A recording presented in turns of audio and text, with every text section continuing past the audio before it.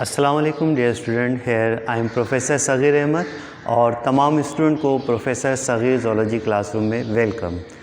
Dear student, आज new topic शुरू करेंगे फर्स्ट ईयर बायोलॉजी का और टाइटल है हमारे पास वैरायटी ऑफ लाइफ और ये चैप्टर नंबर 5 है आपके सिलेबस का। तो आइए लेक्चर की तरफ चलते हैं, इसको डिटेल से डिस्कस करते हैं। पहला जो टॉपिक है इसके अंदर हमारे पास क्या है, क्लासिफिकेशन। तो what do mean by classification या taxonomy. Taxonomy basically combination of two Greek word, first is taxo and second nomy. Taxo drive from Greek word taxis, nomy drive from Greek word nomos. Taxis mean arrangement, nomos mean naming या laws. क्या मतलब कि कवानीन के मुताबिक organism को नाम देना। अगर हम इसकी प्रॉपर डेफिनेशन की तरफ चलें, what do mean by taxonomy, the scientific study of arrangement of organisms into groups and sub groups on the basis of characters या on the basis of similarities and dissimilarities is known as taxonomy। यानी कि biology की एक ऐसी branch जिसमें जानदारों को उनके characters की बुनियाद पर अलग-अलग ग्रुप्स में रखने का अमल क्या कहलाता है, टैक्सोनॉमी कहलाता है। स्टूडेंट, यहाँ पर जो सबसे इम्पॉर्टेंट वर्ड है वो क्या है, करेक्टर। कि what do mean by character. Basically character खुद एक स्पेसिफिक यानी कि करेक्टर है, स्पेसिफिक टर्मिनोलॉजी है जिस बुनियाद पर ऑर्गेनिज़म को ग्रुप्स में, बड़े ग्रुप्स में, छोटे ग्रुप्स में रखा जाता है। यानी कि character, what do mean by character, any organisms whose expression are measure या असिस।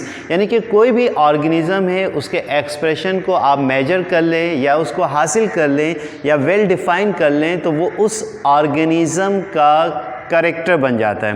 लेट्स सपोज दैट अगर हम ये कहें कि परिंदे हैं, तमाम परिंदों की बॉडी के ऊपर क्या होते हैं, फीदर्स यानी पर्स मौजूद होते हैं। तो अब ये कॉमन करेक्टर है। लेकिन अगर आप उनके फीदर्स की बात करें तो क्रॉ के फीदर्स आप देखेंगे ब्लैक एंड ग्रे कलर के होते हैं, पैरट के फीदर्स यूजुअली ग्रीन कलर के होते हैं। तो अब आप उसके एक्सप्रेशन को क्या कर रहे हैं, जाहिर भी कर रहे हैं एंड देन टू मेजर्ड, और उसको आप मेजर भी कर लें तो ये उस ऑर्गेनिज़म का स्पेसिफिक करेक्टर बन जाता है। लेट्स सपोज दैट के पेटल्स हैं, कलरफुल होते हैं, तमाम यूजुअली फ्लावर्स के पेटल्स क्या होते हैं, कलरफुल। लेकिन आप उसके एक्सप्रेशन को जाहिर कर लें कि ये कलर येलो है, ब्लू है, रेड है और उन पेटल्स की लेंथ भी मेजर कर लें तो वो उस फ्लावर का स्पेसिफिक क्या है, करेक्टर बन जाता है। तो ये करेक्टर्स की बुनियाद पर ऑर्गेनिज़म को अलग-अलग ग्रुप्स में रखने का अमल क्या कहलाता है, टैक्सोनॉमी या क्लासिफिकेशन। टैक्सोनॉमी का वर्ड डियर स्टूडेंट्स सबसे पहले किसने यूज़ किया, एक साइंटिस्ट हैं कोरलस लीनियस, जिनको फादर ऑफ टैक्सोनॉमिस्ट भी कहा जाता है। उन्होंने सबसे पहले टैक्सोनॉमी की बुनियाद रखी और क्लासिफिकेशन को डिस्क्राइब किया। ज़रूरत क्यों पेश आई, अब ज़रूरत इसलिए पेश आई, साइंटिस्ट के दरमियान कुछ कन्फ्यूजन क्रिएट हो गया था कि यानी कि मुख्तलिफ लैंग्वेजेस हैं, मुख्तलिफ लैंग्वेजेस में हर एनिमल का नाम क्या है, डिफरेंट है। फॉर एग्ज़ाम्पल आप लैब में फ्रॉक को सबसे ज़्यादा डिस्कस करते हैं, इंग्लिश में इसको फ्रॉक कहते हैं, उर्दू में इसको मेंढक कहते हैं, किसी और लेट्स सपोज सिंधी में इसको डेडर का लफ्ज़ इस्तेमाल करते हैं, पंजाबी लैंग्वेज में इसको डड्डू का नाम दिया जाता है। तो अब दुनिया में हज़ारों लैंग्वेजेस बोली जाती हैं और हर एक एनिमल के हज़ारों नाम हो जाते हैं। तो इस कन्फ्यूजन को दूर करने के लिए फादर ऑफ टैक्सोनॉमिस्ट यानी कि कोरलस लीनियस ने टैक्सोनॉमी और क्लासिफिकेशन की बुनियाद डाली और ऑर्गेनिज़म को छोटे और बड़े ग्रुप में रखा गया उनके करेक्टर्स की बुनियाद पर। और फिर उन्होंने कुछ यूनिट्स बना दिए जिनको हम कहते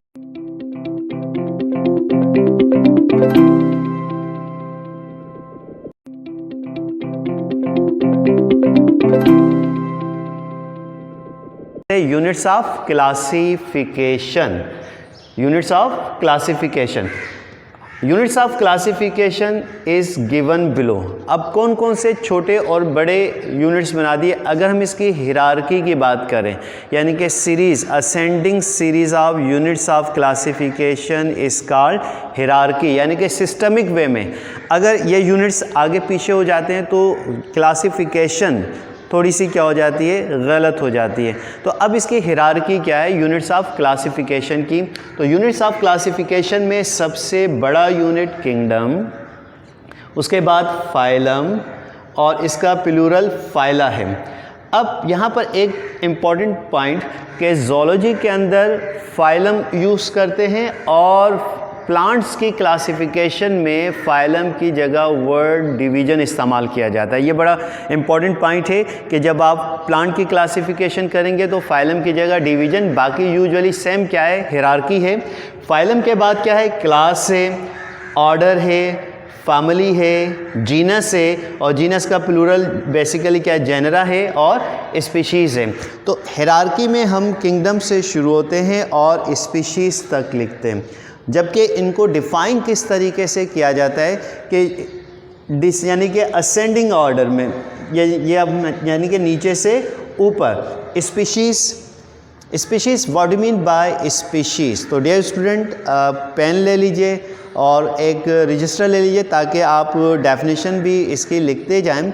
तो स्पीशीज़ किसे कहते हैं, इसकी दो डेफिनेशन है, एक यूनिट्स ऑफ क्लासिफिकेशन के हवाले से, हिरार्की के हवाले से, और दूसरा लेवल्स ऑफ बायोलॉजिकल ऑर्गेनाइजेशन, यानी कि जेनेटिक्स में या एवोल्यूशन के अंदर स्पीशीज़ को किस तरीके से डिफ़ाइन किया जाता है।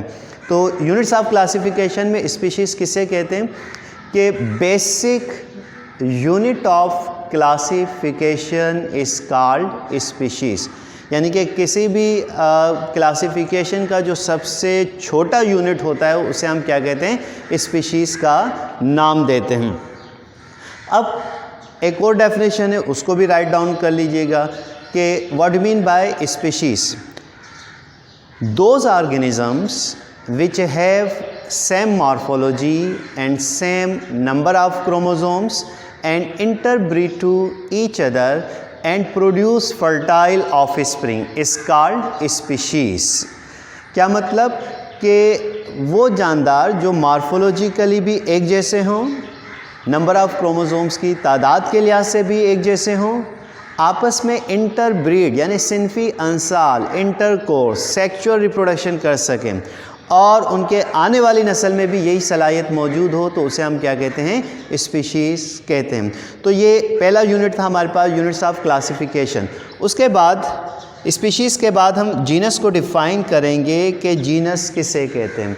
तो जीनस को अगर हम डिफ़ाइन करें तो genus what do mean by genus, तो closely resembling species are group together to form genus, यानी एक जैसी स्पीशीज़ का मजमुआ मिलकर क्या बनाता है, जीनस, और जीनस का प्लूरल क्या कहलाता है, जेनरा कहलाता है।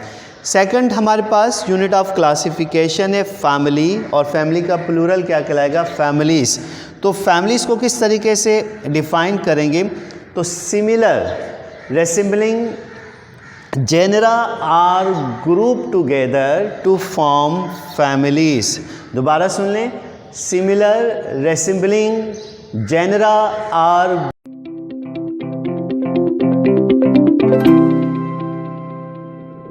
Group together to form family, यानी एक जैसे जेनरा आपस में मिलकर क्या फॉर्म करते हैं, फैमिली फॉर्म करते हैं। और नेक्स्ट जो यूनिट है हमारे पास ऑर्डर, तो ऑर्डर को हम किस तरीके से डिफ़ाइन करेंगे यूनिट्स ऑफ क्लासिफिकेशन में, तो similar resembling families are group together to form order. Similar resembling families are group together to form order, यानी कि एक जैसी फैमिलीज आपस में मिलकर ऑर्डर बनाते हैं।